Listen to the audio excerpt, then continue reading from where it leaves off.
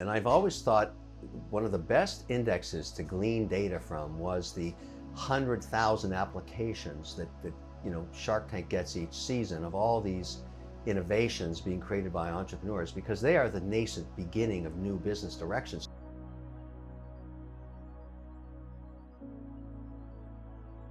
So if you're going to recognize trends, you're going to see it there. And I will tell you, there's two things emerging that I find so fascinating in terms of this year's crop, because we're casting right now, and I don't get to see the deals before they show up in the Shark Tank. So I can only tell you last year's index, what really mattered, because we went through that taping. And here's what I would say that's going to happen. Two big factors. Number one, the companies that are getting funded or are getting initiative and getting momentum are ones that have a mission for sustainability, some kind of reason that they help consumers solve a big problem in their lives. It's not a marketing strategy anymore. People don't want plastic stuff. They're concerned about the environment, they're concerned about sustainability, they have their own personal mandates, and these are consumers at every age group. Here's a company called Blueland, all right? They take cleaning fluids, whether it be surface cleaner or whatever, and they crystallize it in a patented process, so you can get this shipped to you instead of a bottle made of plastic full of water. And you can drop it into this sustainable, reusable container, and it's just like a fizzy, and it forms a cleaning fluid. Their mission is to eliminate plastic. Now, they had no sales when they showed up on Shark Tank. The minute they aired, it exploded direct to consumer, and it just exploded. There's so many people that were interested in what they were doing that their sales are at an $80 million run rate right now.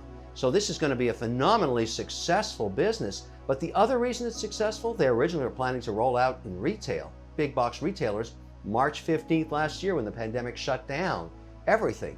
They went direct to consumer model. So the two trends I'm looking for when I roll out dollars now is, number one, am I investing in a team that understands social media so they can go direct to consumer and they figured out their customer acquisition costs already? And number two, what's the sustainability mandate? What's the mission? Because every consumer wants both, and I want to invest in companies that have figured both of those out. So if you're not on a sustainability mandate, I have no interest in putting dollars into you.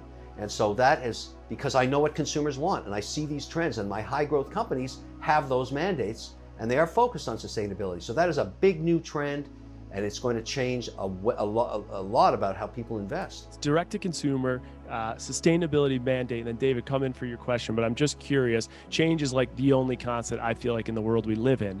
If I asked you a year ago, would you say that that trend was still the same trend, or is this something that's relatively new? And then my question to you, Kevin, is how, after all these years, again, not to hate you, but all these years, what are you doing to actually know that that's a trend?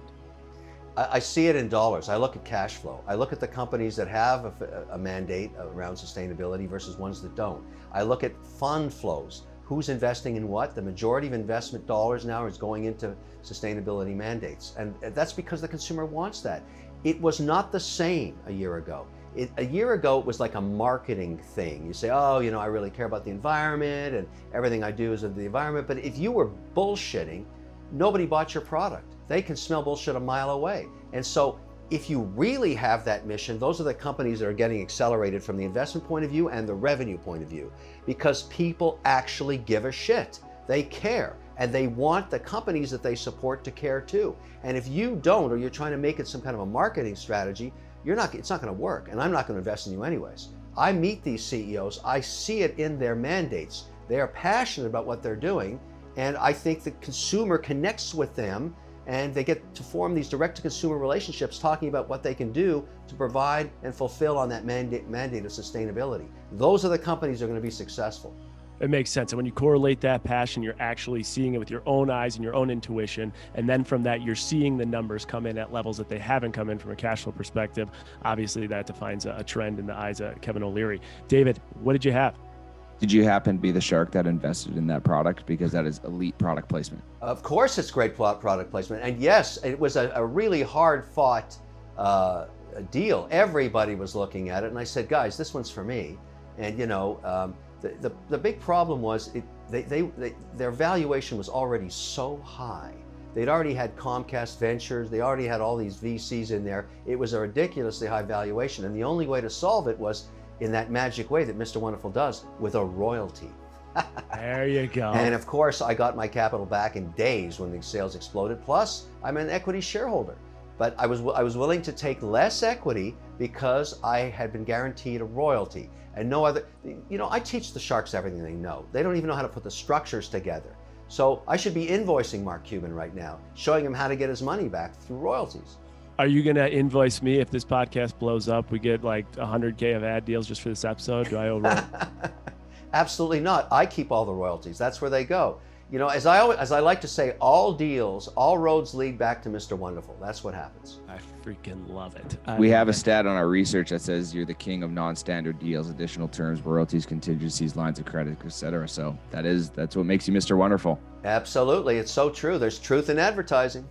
It's consistent with social media, all the forums you're on, because you're blowing up. Twitter, Instagram, YouTube, subscriber base is consistent, and most of them are all over 500,000, outrageously impressive. Which one do you find the most rewarding, and then which one do you find to be the most lucrative?